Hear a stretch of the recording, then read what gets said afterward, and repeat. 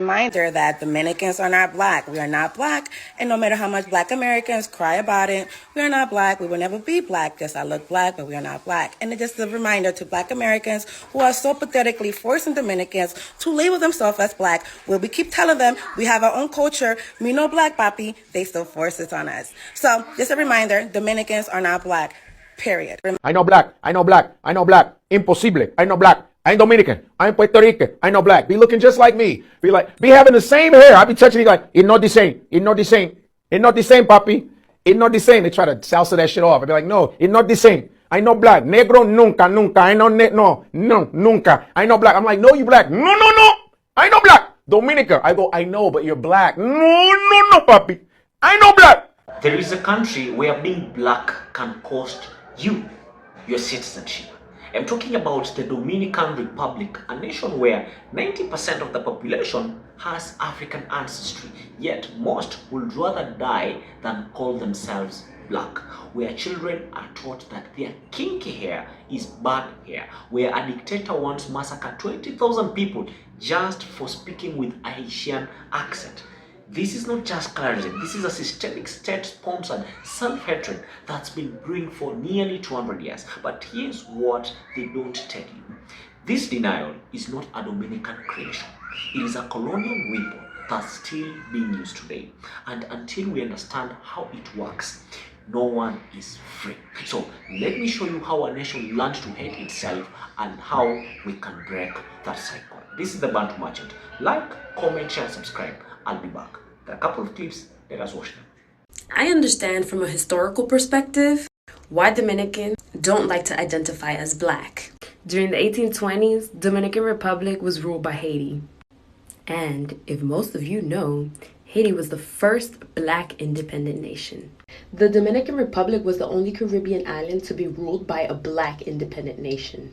Once they got the independence from Haiti and then again Spain, the dictator Rafael Trujillo sought to distance the Dominican people from the African diaspora simply because he thought that the Africans were less than Dominicans. He wanted to associate the Dominicans with their European as much as possible. Laws and policies were put in place where if Dominicans identified with black, their Dominican citizenship would be rejected. As a result, most Dominicans started identifying as mulatto or Indio or white. They neglect their blackness because of fear.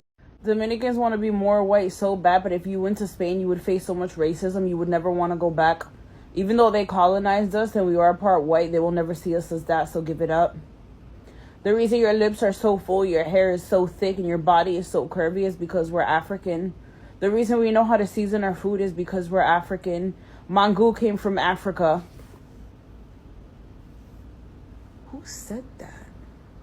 A lot of black people in the Dominican Republic say things like, yo no soy negro, soy dominicano. Why are black people in the Dominican Republic trying so hard not to be black and or acknowledge their African ancestry? And rather than saying, yes, I'm black, I'm African descent, they'll say, I'm not black, I'm Hispanic. And sure, technically, because they speak Spanish, they are Hispanic, sure. But speaking the language of the Spaniards that took away everything you are, your culture, your ethnic identity, and your language, and then replace it with theirs, that doesn't make you them. But in this case, African descending people in the Dominican Republic are denying the fact that they descend from somewhere in Africa, more than likely Nigeria, and completely denying the descent and saying, I'm not black, I'm Hispanic. There is such a shame in being black. And what I've come to understand is that when I was a little kid, every single time that I turned on the TV and they showed anything in regards to Africa, they would show all the hungry little kids with the little bubble stomachs digging in the trash and all types of poverty. The most degrading and inferior conditions that people can be depicted as is all I ever saw anytime something about Africa was depicted on television. There was a rapper who did an interview and said that I'm so thankful for slavery, because if not for Europeans going over to Africa and bringing us to America, I'd still be an African booty scratcher right now. So you see, that is very sad, and obviously so much internal hatred. But the real question is it their fault? The macro media pushes this narrative and agenda that the standard of beauty is white, and everything about the African, what we were taught in American TV, is inferior, and everything that was been taught about the white folk is superior. Elegance, royalty, right? Then you realize that dark skin and or black is associated with poverty and inferiority. So then when Dominicans say, I'm not black, it's like saying, no, I'm not poor, I'm not inferior, I'm Hispanic, I'm superior. This is internalized racism, absolutely. But if you do some research, you realize it makes sense why we're like this. Why we don't want to associate ourselves with what we've been indoctrinated to believe is poor, inferior, and everything negative. We want to associate ourselves with everything that is beautiful, superior, and class.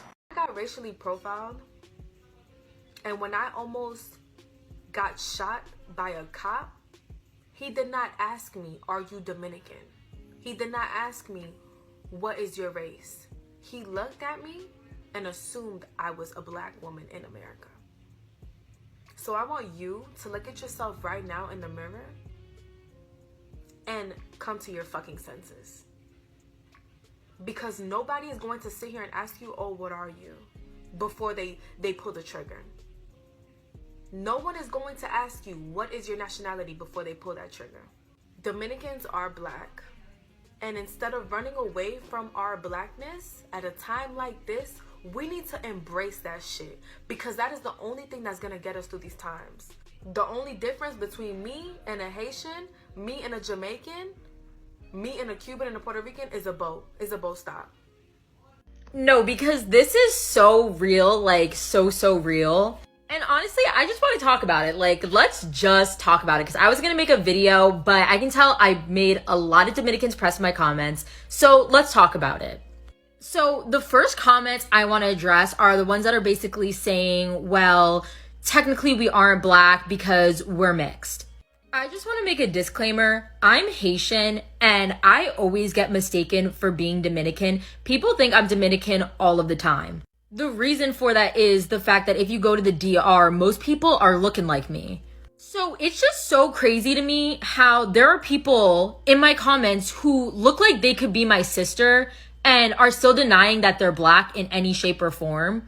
And don't get me wrong, I get it. There are people that are white or white passing in the Dominican Republic. So yes, technically, genetically, it would be incorrect to call them black. And look, I'm going to be so real. Like, there's a serious colorism problem. And I'm not even going to just say it's in the DR, because it's in the Caribbean in general. We have our own set of issues in Haiti. We literally have names for different types of skin complexions in Haiti. It's so crazy to the point where even light-skinned people are divided based on physical attributes. So light-skinned people with Afrocentric features and curly hair are looked at a lower level than light-skinned people with straighter hair and white. So not only do we have a colorist problem, but now your features also contribute to how black you are and therefore where you're placed in the social hierarchy. So I'm not even going to sit here and just say it's just the DR, because it's definitely not. But my point is that at the end of the day, we have the same ancestors. Haiti and the Dominican Republic were the exact same country. It was Hispaniola. That's what it was before it was the DR and before it was Haiti. The West African slaves that were brought into Hispaniola, they're the same slaves. So we have the exact same West African genetic makeup. We even both have Taino mixed in both of us. Haitians and Dominicans have Taino blood. Literally the only difference is that the Dominican Republic had a colorist dictator who whitewashed the country and made y'all more mixed. But that also doesn't erase all of your black DNA and heritage that you had before that. And to be real, at the end of the day, I don't really care what people identify as. You could say you're a fucking tree for all I care. But I'm just saying you can't erase your history. You can't erase your past. And for you to be so clearly black and just deny it, it says a lot about your mentality and the fact that you're playing into this colorist mindset. choosing to be anything but black, because at the end of the day, black is just seen as this very terrible thing and offensive. Bueno, hoy voy a explicar la narrativa behind I'm not black, I'm Dominican. It's been an ongoing joke like, oh, Dominicans do not claim to be black because they're colorists. It is true that the Dominican Republic and many Dominican people suffer from colorism. But let me tell you the meaning behind that phrase, I'm not black, I'm Dominican. When many Dominicans move to the United States, usually, we get asked where are we from. And the people that get asked that specific question are usually Dominicans that look my skin's color. When you ask someone from Latin America, we usually don't respond with race, because I think it's pretty obvious. When you ask someone from Latin America, where you from, we usually say our country. So in case somebody asks me, oh, where are you from? My case, I will say I'm from Argentina and I'm from Dominican Republic also. But usually when people ask that question, it's with a second-handed, backhanded, racism behind it. They will say, oh, where are you from? And you say, oh, I'm from the Dominican Republic. And they will be like, aren't you black? And we will say, no, I wasn't born in America. I'm Dominican. And that will create a whole narrative of, oh, you cannot be Dominican because you're black. And I've been through that because I went to high school in America. And then that's exactly how it went. Oh, Nina, where are you from? Oh, I'm from Argentina and Dominican Republic. You can't speak Spanish, you're black. Madre, ¿cómo tú me vas a decir a mí que yo no hablo español, coñazo? Oh my God, you do speak Spanish. And so on will go like that. That's why many Dominicans get mad about the fact that people don't believe they're Dominican because they don't fit into the stereotype of the light-skinned, curly hair, 5'5" Dominican people they are like in America. I'm pretty sure we know we are dark-skinned, babe. We have a mirror. But now, when you trying to degrade our nationality because our skin color, that's when it becomes a problem. That's where Dominicans were like, bro, I'm not black. I'm not an African American. I'm Dominican. I speak Spanish. Soy de la cultura latina. And that's where that phrase come from. Disclaimer, there's still a lot of Dominicans that are like colorist as fuck, but like that specific phrase comes from that specific experiences. Yay, thank you. Dominican Republic, a nation where 90% of the population has African ancestry, yet most will fiercely reject the black label, where children grow up learning that their kinky hair is paromalo, bad hair, where a dictator once orchestrated the massacre of up to 20,000 Haitians and Dominicans of Haitian descent in 1937, using something as simple as the pronunciation of the word Parsley Massacre to determine who lived and who died. This is not just colorism. This is a systemic and sponsored erasure of identity that's been meticulously engineered for nearly 2 centuries. But here's what they don't tell you. This denial is not a Dominican creation.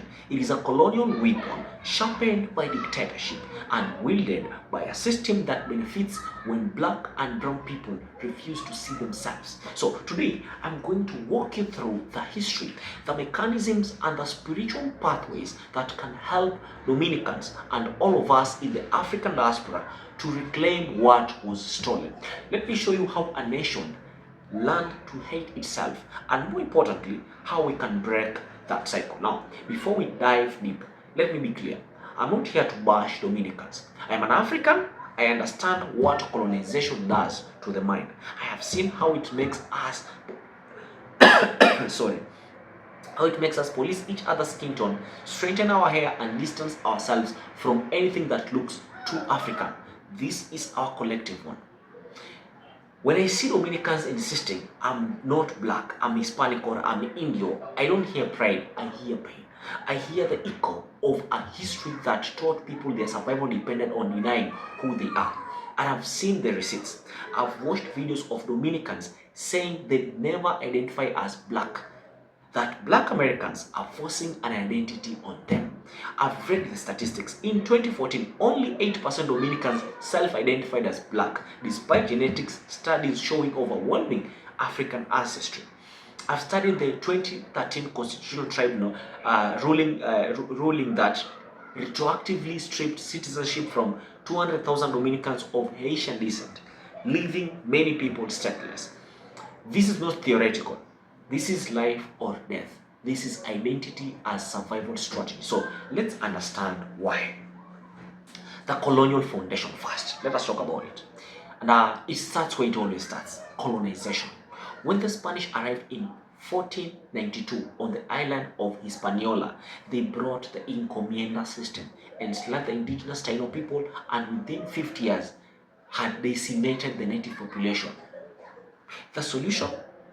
Import enslaved Africans. But here's the twist. Unlike the French side of the island, which became Haiti and ran the most profitable plantation economy in the Caribbean, the Spanish side, Santo Domingo, experienced economic disruption and neglect. Spain's attention shifted to wealthier colonies like Mexico and Peru. The result, a breakdown of the strict plantation system, leading to more fluid racial categories and a higher proportion of free people of color. This created what scholars call conceptual blackness versus biological blackness. Right? If you are freed, owned property, and aligned yourself with the ruling class, you could essentially step outside your blackness. Your skin didn't change, but your social status did. Dominican historian Silvio Torres Ceylan observed, as Dominican skin became gradually darker, the mentality of Dominicans turned increasingly whiter. The Haitian occupation and birth of anti-Haitianism. And this is the turning point here. The Haitian Revolution of 1781 to 1804, the only successful slave rebellion in history. Haiti became the first black republic, and in 1822, Haitian forces unified the entire island and Haitian ruled for 22 years, 1822 to 1844. Dominican elites portrayed this period as a cultural and racial nightmare, a threat to their Hispanic and European traditions. When the Dominican Republic finally gained independence in 1844, the national project became clear. We are not Haiti. We are not black. We are Spanish, Catholic, civilized. This ideology, anti-Haitianism, became the bedrock of Dominican identity. To be Dominican meant to not be Haitian, and since Haiti represented blackness, to be Dominican meant to reject blackness entirely. The Trujillo era is realizing anti-blackness, and fast forward to 1830, Rafael Trujillo seizes power and rules with an iron fist for 31 years. Trujillo was himself a mixed race and Haitian ancestry, yet he became the architect of Dominican anti-blackness. In 1937, Trujillo ordered the Parsley Massacre, El Corte, the cutting. Dominican soldiers went to the border regions and forced people to pronounce the Spanish word perejil, palsy. If you had a Haitian Creole accent, you were killed. Estimates range from 12,000 to 20,000 deaths. But Trujillo didn't stop there. He launched a national campaign to whiten the Dominican population, literally. He encouraged European immigration, particularly from Thai and Jewish refugees, to dilute African ancestry. He changed the official racial classification system. The category mulatto, which acknowledged African mixture, was removed from census forms and replaced with Indio, Indian. Indio became a catch-all term for anyone who wasn't white but refused to be called black. It referenced the extinct Taino people, creating a myth that Dominicans were indigenous, not African. Your skin could be darker as midnight, but on your ID card, you are Indio Oscuro, dark Indian, never black. This wasn't accidental. This was racial engineering. Now let us talk about colorism and the pigmentocracy.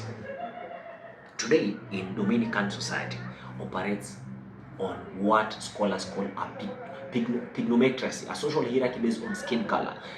The lighter you are, the better your opportunities. The darker you are, the more you are associated with Haiti, poverty, and inferiority. Terms like blanco, white, trigueno, wheat-colored, indio, claro, light Indian, moreno, brown, and negro, prieto, black, aren't just descriptors. They are social rankings. And here is the kicker. These categories are fluid. You can marry light to improve the race. Mineral raza, a common race that reveals everything, right? Let's talk about economic incentives. Identifying as lighter literally pays. Studies show that lighter-skinned Dominicans have better access to education, employment, and upward mobility. To call yourself black is to voluntarily step down the social ladder. And then there is media and religion. Turn on Dominican TV and you'll see a parade of light-skinned, European-looking hosts and actors. African features are mocked. Blackness is associated with criminality, backwardness, and hate. That's it. And then there is the Catholic Church and evangelical movements, which have historically reinforced European beauty standards and remained largely silent on racism, though grassroots movements are beginning to change this. Anti-Haitian immigration politics. Alright, let us talk about this. The continuous influx of Haitian laborers, often exploited in sugarcane fields and construction, keeps anti-blackness alive. Haitians become the scapegoat for economic problems. The 2013 ruling that strips citizenship from Dominicans of Haitian descent is a modern-day continuation of Trujillo's policies. Now, let's bring the voices of some of the greatest black thinkers and spiritual leaders, because this is not just a political problem, it is a spiritual crisis. Let us talk about the Honorable Elijah Muhammad and the Nation of Islam. Elijah Muhammad taught that black people globally suffer from a loss of self-knowledge, knowledge of who we were before colonization, before slavery. He emphasized economic independence, moral discipline, and spiritual uplift as the pathway to liberation. How does this apply to Dominicans? Muhammad will say, know thyself. Stop running from the truth of your ancestry. Build your own institutions, your own economy, your own narrative. You don't need European validation. Then there is Minister Louis Farrakhan. Farrakhan built on Elijah Muhammad's work, emphasizing black pride, self-determination, and the 1 million man march call for atonement and responsibility. He often speaks about psychological damage of hating your own image. How does this apply to Dominicans? Farrakhan would say, how can you love yourself when you hate your reflection? How can you build a nation on a lie? He'd call for a collective reckoning with the truth. And then there is the man in the house, Malcolm X, who, especially in his later Pan-Africanist phase, taught that all people of African descent share a common struggle and must reclaim their identity with pride. He famously said, you can't hate the roots of the tree and not hate the tree. How does this apply to Dominicans? Malcolm will say this, stop begging for acceptance from your oppressor.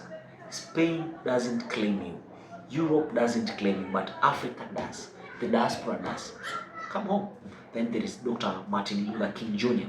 Dr. King's philosophy centered on human dignity, nonviolent resistance, and the beloved community, a vision where all people are valued regardless of race. He believed in integration built on justice, not assimilation built on shame. And how does this apply to Dominicans? King will say, you don't have to choose between being Dominican and being black. Your dignity doesn't require you to deny any part of yourself. Embrace the fullness of you are. If I was to cancel my Dominican brothers and sisters, drawing from all these voices, this is what I have to say. You are not inferior because you are black. You're not superior because you claim to be something else. Your worth is inherent, not granted by a government ID card, not determined by a color chart, not validated by European approval. The road to healing begins with the truth. Acknowledge your African roots, not as a burden, but as a gift. Learn the history they didn't teach you. Teach your children that their hair is beautiful. Their skin is sacred. Their ancestors were kings and queens before they were slaves. Build with intention. Support Black Dominican artists, historians, activists. Create media that reflects your full humanity. Reform your schools, your laws, and your hearts. And most importantly, extend the hand of solidarity to Haiti. Your liberation is tied to theirs. Anti-Haitianism is anti-blackness, is self-hatred. Until you see your Haitian neighbor as your brother, you will never ever be free as a Dominican. This denial has real devastating consequences. Because in 2013, journalist Juliana de Pierre born in the Dominican Republic to Haitian parents, was stripped of her citizenship and her ability to work, own property, or even register her own children. She's one of the over 200,000 people rendered stateless overnight. Activist Reconoci.do, a Dominican Haitian group movement, has documented countless stories of young people denied access to university, healthcare, and employment because they looked too Haitian. Psychologically, the effects are just profound. Depression, talk about anxiety, identity confusion, and internalized shame plague communities. When you're taught to hate what you see in the mirror, mental health suffers. So, what do? Education, of course, education reforms, rewrite the curriculum, teach the truth about African contributions to Dominican culture, the music, the food, the language, the resistance. Talk about legal protections, restore citizenship to those stripped of it, end discriminatory nationality laws, cultural reclamation, celebrate Afro-Dominican artists like Rita Indiana, Juana Luis Huera, African rhythms, the Congo, the Gaga traditions that are pure African retentions. Truth and reconciliation is better. Create national dialogues. Apologize for the Parsley Massacre. Build monuments to the victims. Diaspora solidarity. African, Caribbean, and Black American communities must stand with Afro-Dominicans, not against them. Solidarity, not division. Let us talk about spiritual reckoning. Churches, mosques, and spiritual communities must preach self-love, not self-denial. Dominicans don't hate their blackness because they are bad people. They hate it because they were taught to, by colonizers, by dictators, by systems that profit from division. But here's the truth they tried to bury. You are the descendants of the enslaved who built this island. You are the descendants of the Taino who resisted. You are the descendants of Africans who survived the Middle Passage. That is power and that is legacy. So I'm asking you, what are you going to do with it? Drop a comment down below. Tell me your story. Tell me what you think. Tell me what you think. Right? And if you learned something today, share this video. Let's start the conversation they don't want us to have, because knowledge of self is not just liberation, it is evolution. My good people, I am the Bantu merchant, and I hope to see you in the next one.